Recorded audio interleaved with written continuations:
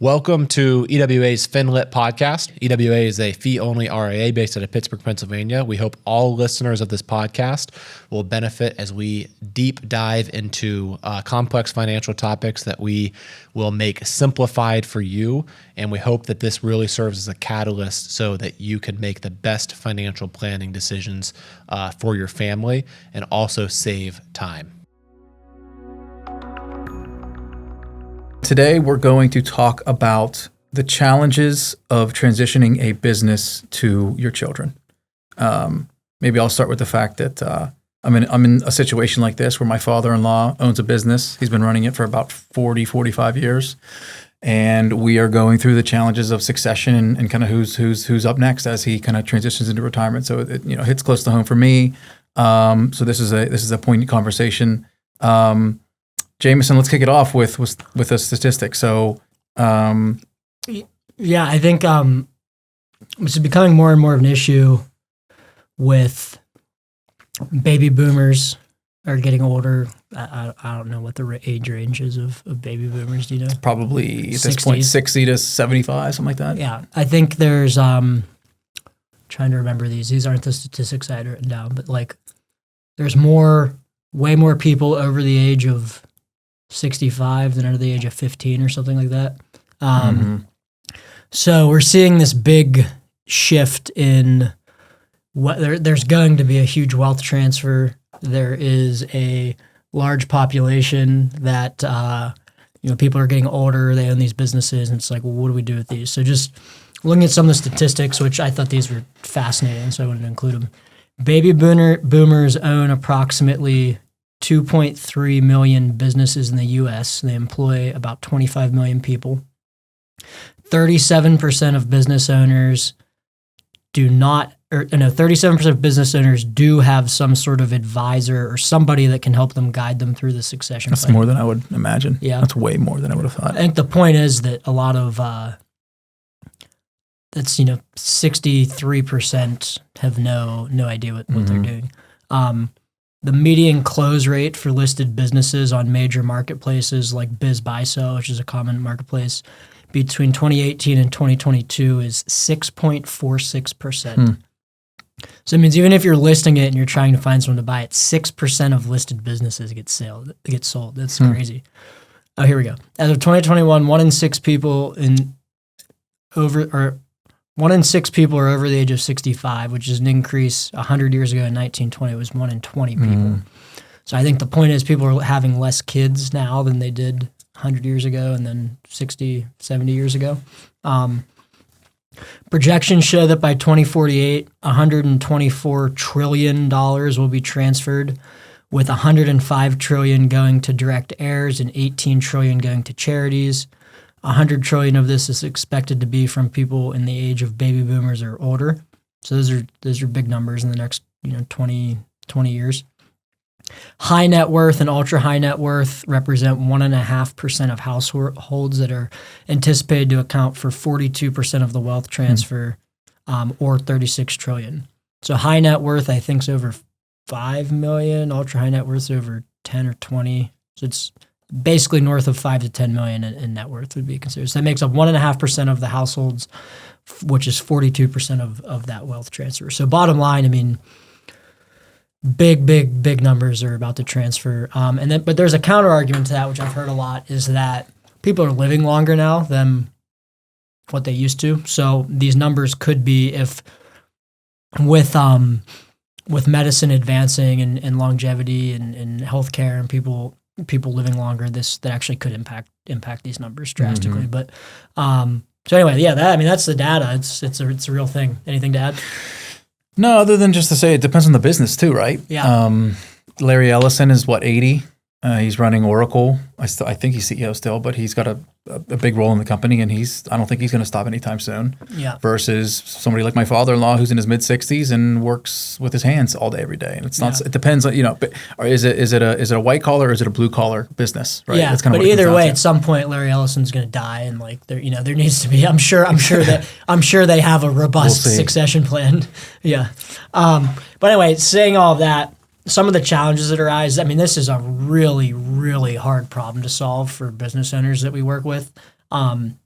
It could be sometimes the kids aren't even involved in the business at all. So then you got to find somebody else to do it. Sometimes the kids are loosely involved and they didn't build it. They didn't start it and build it. And that takes a totally different work ethic and human being to start and build a business than to run it. So some of the challenges that arise, 2/3 of family businesses lack a documented succession plan. It's hard to find a qualified owner inside the family or out. Like I said, 30% of small businesses successfully sell. 70% have no plan, which means the business basically just dies. Many owners have deep emotional attachment to the business, making it really hard to step aside. So that delays succession plan. And even if they do find a succession plan, this is probably the biggest thing I hear from business owner clients that we're trying to figure this out is they don't want to give up any control. They're like, well, I've started this business and have run it. Really hard for me to delegate this to somebody else. So that's a problem. Succession planning is really, really complex and time consuming, and business owners lack time. They don't have a lot of free time, and they view it, a lot of entrepreneurs will view it, well, if I spend time doing this, I'm losing money because I'm not spending time in the business generating profits. So that's a problem. And then another thing from a financial side, it is very hard to agree on a valuation and do this tax efficiently. So even if you get past the emotional stuff, you take the time to do it, the business, whoever's selling is going to want a really high valuation. Whoever's buying wants a really low valuation, and then figuring out how to do this tax efficiently is a whole nother beast. So we have some solutions here, but those are just to set the stage. Like those are the issues that people run into. But anything to add? No, it all makes perfect sense. I just kind of had a thought just for the listeners out there. If you are a small to medium sized business owner and you pass prematurely, what's that like for your kids, for your heirs, for your workers? Just a quick rundown. So, I mean, that's a really good question, because if you have a spouse, let's say one spouse is running the business, the other spouse is working in something completely different or not working at all, and prematurely pass, by default, they own the business, or whatever percent you own goes to them. So, I mean, that can be a huge problem for a number of reasons. Number one, let's say you're 100% owner, spouse takes it over. He or she may have zero idea what's actually going on in the business. So now you have, a spouse that's mourning a death trying to maintain a business. That's a problem. Other problem is if you have any partners, and say me and you are partners, I'm not married, so let's pick on you. And say we're 50-50 partners in a business, you die, and your wife now owns 50%. Very difficult for me now. I'm like, well, I'm working, trying to maintain this business. I just lost my partner who's responsible for a lot of revenue and a lot of the business, and now I owe half of the profits to his wife or spouse. That's a huge problem. So yeah, without planning, I mean, it's just going to default go to somebody, or there could be like a forced sale of there's no plan and we have no option but to just sell this thing, and you're probably not getting a good valuation in that scenario. Yep. But yeah, good question. So let's start, again, the purpose of this podcast is what do you do if you want to give this to children? So non-financial tips, and then we'll get into like the tactical, nerdy financial planning stuff. But first step, so I'm thinking of one business owner that we did this successfully. Father started the business, when would this? Probably been like 2010 in that time frame. Son was just out of college, and he didn't start the business, but he was like one of the first employees. So he was there from day one. So he worked in it for a long time. This was a very successful transition. But my first tip would be have your children work in the business as early as possible and start them from the ground up. So don't slot them in at some executive role. Make them do the heavy lifting at the bottom so that they understand everything that goes into the business. And then rotate them around through different departments so that they literally get experience doing every possible thing that goes on in the business versus just trying to jump right to the top. Also important, can be helpful to have them gain experience outside of the business. I have a friend I'm thinking about, father owns a business, son's taking it over. He made him go work for a year outside of it just to get corporate experience and just see what the world's like outside of that, just so that you're not, the only thing you know is the only thing you know is not just that business. Expose the kids to key decisions, expose them into the decision-making process and key relationships early on. The more familiar they are with clients and key relationships, the more the more likely and easier it will be for that transition to be successful. And then if you are passing it to your kid, to have clearly defined roles and job descriptions. So I think one thing that could just really derail this is if you have like a child coming in and don't really have a job description and they're just kind of like doing things. It's important to set those boundaries. That could do a couple of things. One, I don't have clear tasks, and two, it could upset the other employees that are, have job descriptions, they have goals they're working towards, and you just have someone that's kind of just like free flowing through the business. I like this one, have a family business document so that you can review. So this would clearly define what the business values are, the goals, the vision, probably, refine this every year. Is this shared publicly or with internally within the company or just within the family? I think it could be both. Okay. But I mean, just like we do here, we review our vision, values, all that stuff, but important to have that documented and have those conversations with the children.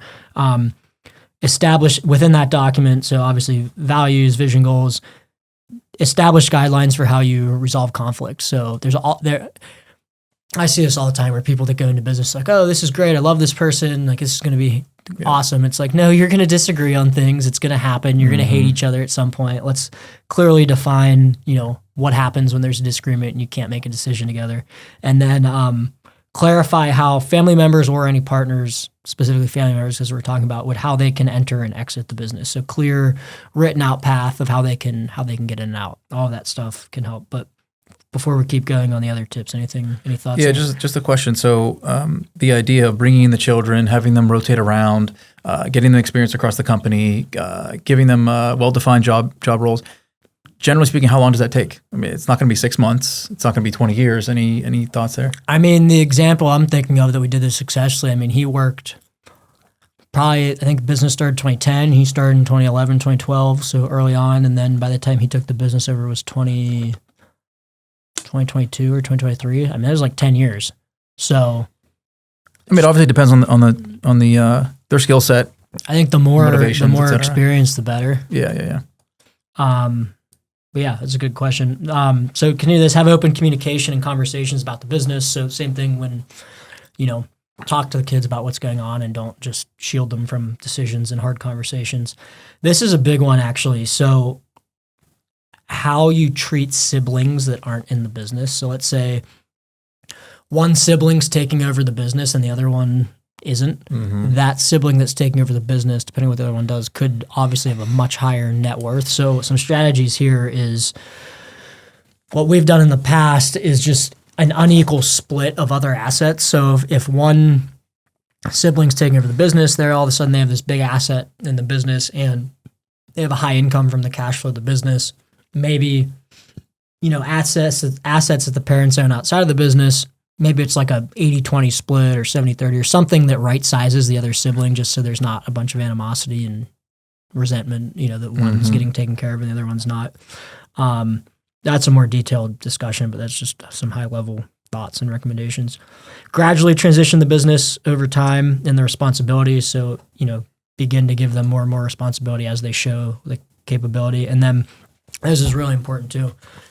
Have a clear plan for the day-to-day. If you are doing this transition while you're living, whoever is the founder and running the business, like if they're selling the business or passing the business to a child, I've seen this so many times where like they don't own it anymore and then they're showing up every day trying to be involved in decision making, and that can just be a nightmare. So have a job description and day-to-day responsibilities for whoever is getting out, whether it's they're the chairman now and they're still just doing things from a high level, they're fully retired, they have some involvement, that can really, really help create boundaries and let the transition be successful.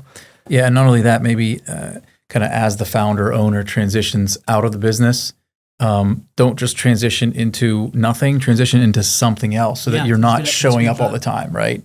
Whether that's starting another business or philanthropy or a hobby or travel or buy a house or build a house or something like that. So they're not just bored, for lack of a better term. Just showing up and trying to work. Yeah.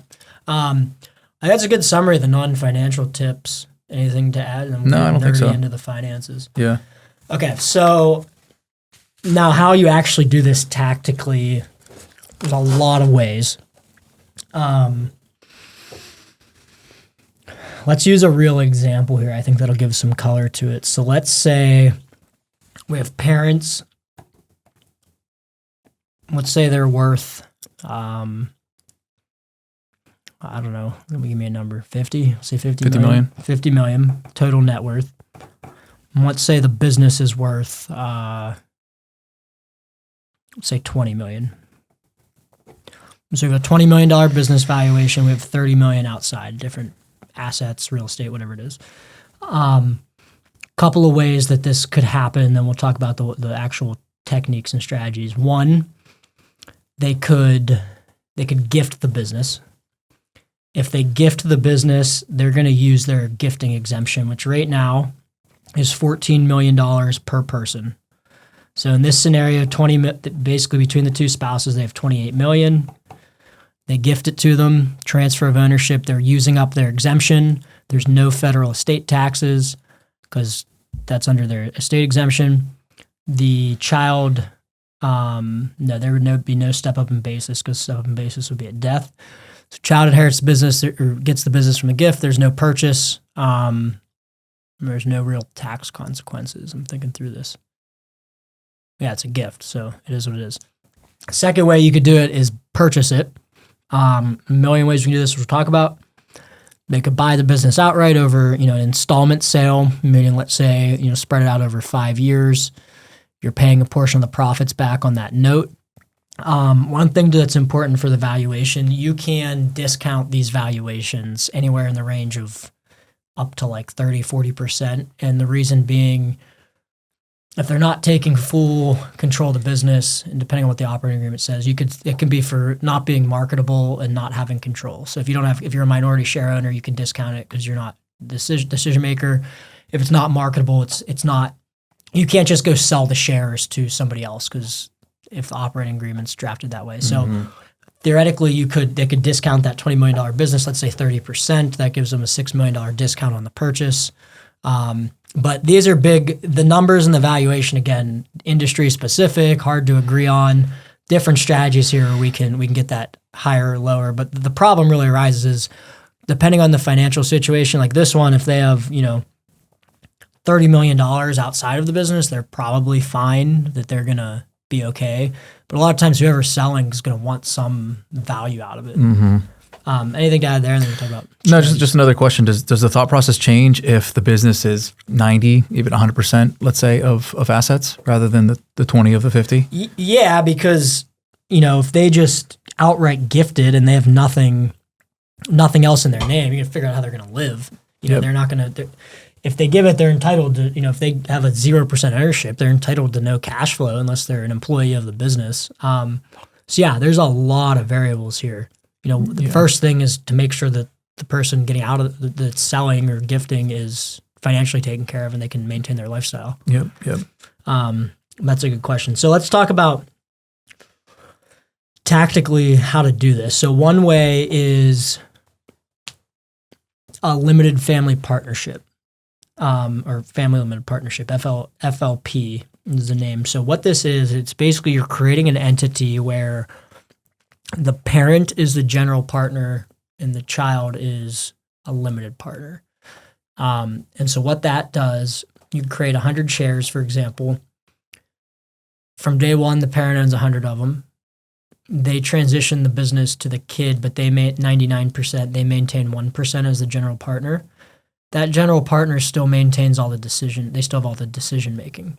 So financially, everything goes to the kids, but the general partner, and they could collect a salary out for being the general partner, and then they control it and still have business. So that's a good strategy if the parent doesn't want to give up control, but there may be estate planning considerations where we're trying to use their exemption and do this tax efficiently.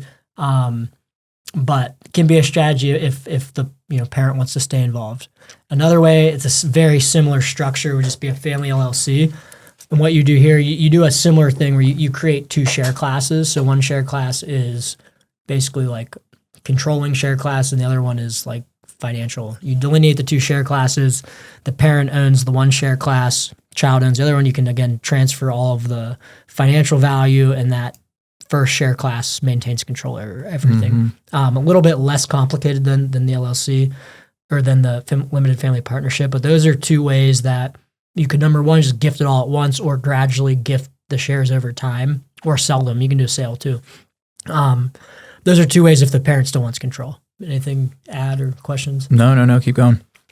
Okay, and then a buy-sell agreement's important. I mean, that's just basically documenting how, before it happens, how someone exits or enters, just documenting what happens. But another way would be just an outright sale. So let's just do the math here. If this is a $20 million business valuation,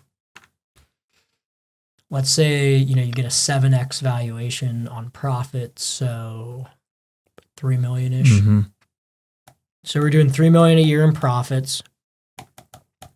We're getting 7x for the valuation equals $20 million. We could use a discount. Let's say we discount at 30%. So now we have a $14 million sale.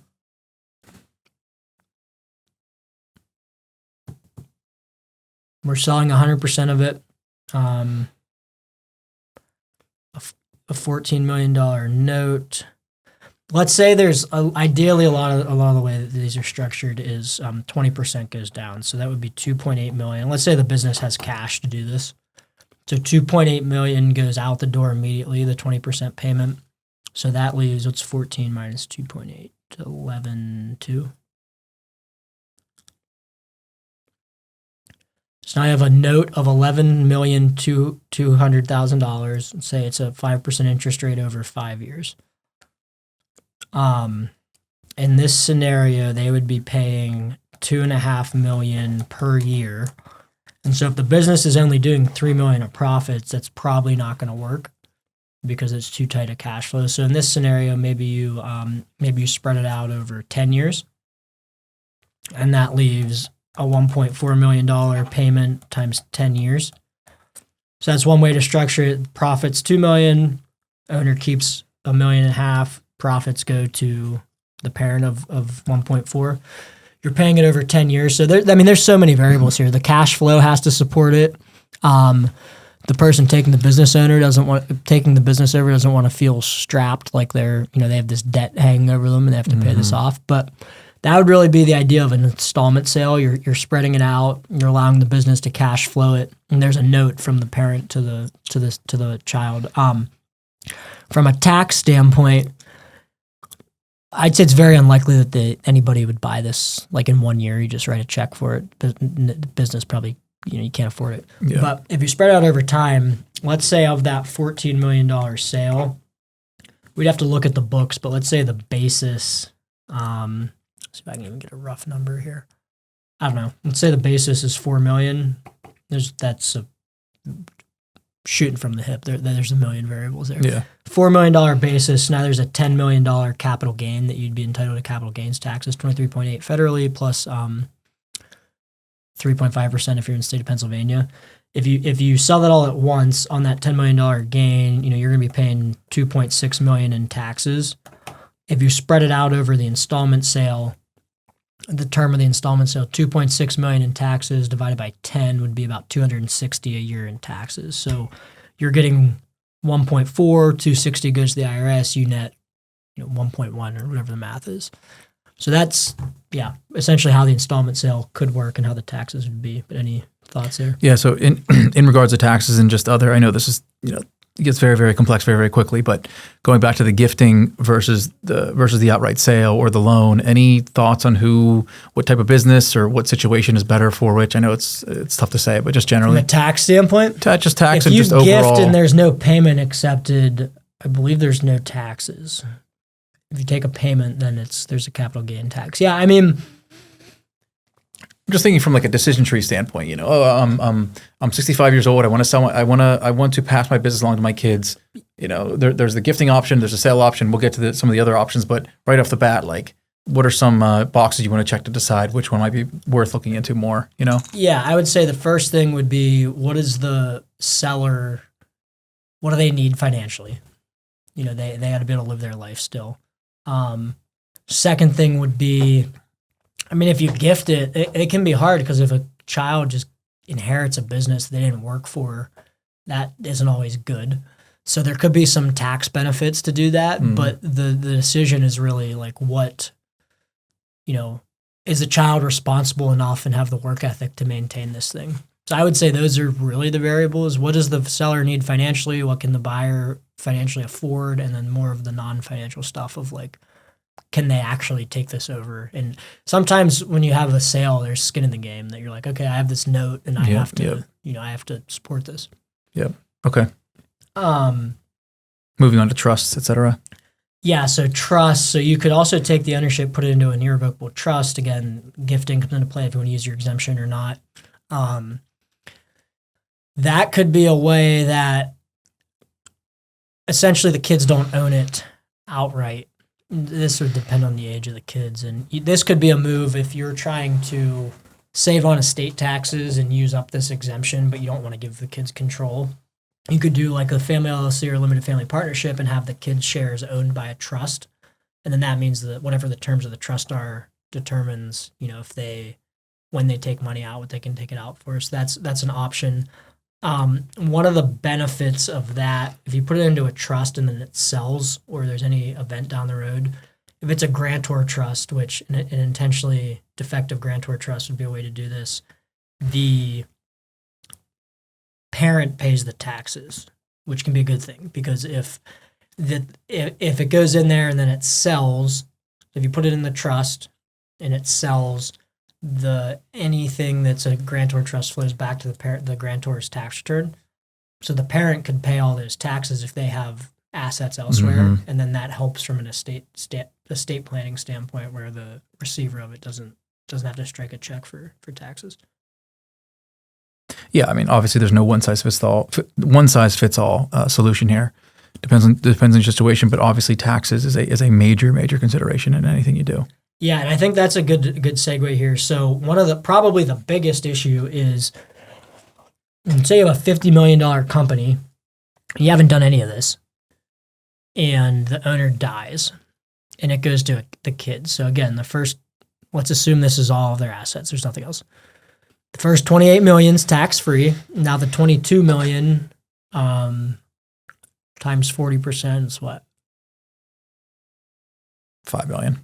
$5 million in taxes that are owed to the IRS. The problem is that's an illiquid asset. So maybe there's $5 million of cash in the bank account that could pay that, but it's different than if you have a brokerage account and it gets inherited and you owe inheritance tax or estate tax, you can just write a check from the brokerage account. When you have an illiquid asset, that's a problem. You would get a step up in basis in the business. So the basis would be from what you inherited on day one, but you have to stroke a check for the 40% on a federal level plus state taxes, which are dependent. One way around that is what's called a Section 6166 election.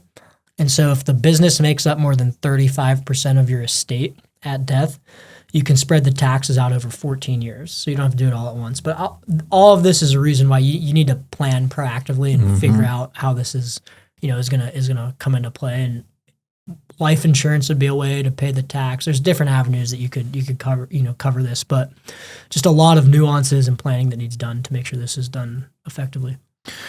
Yeah, I think, and not to end it prematurely, but the idea is that just as cumbersome and as time consuming as it might be, create a plan. It's only going to benefit you. It's only going to benefit your children, et cetera, et cetera. So it might not be all that fun, and it might take up a lot of your time, but still, it's well worth it. Yeah. Especially if you have a business that is currently over the exemption limit of $28 million.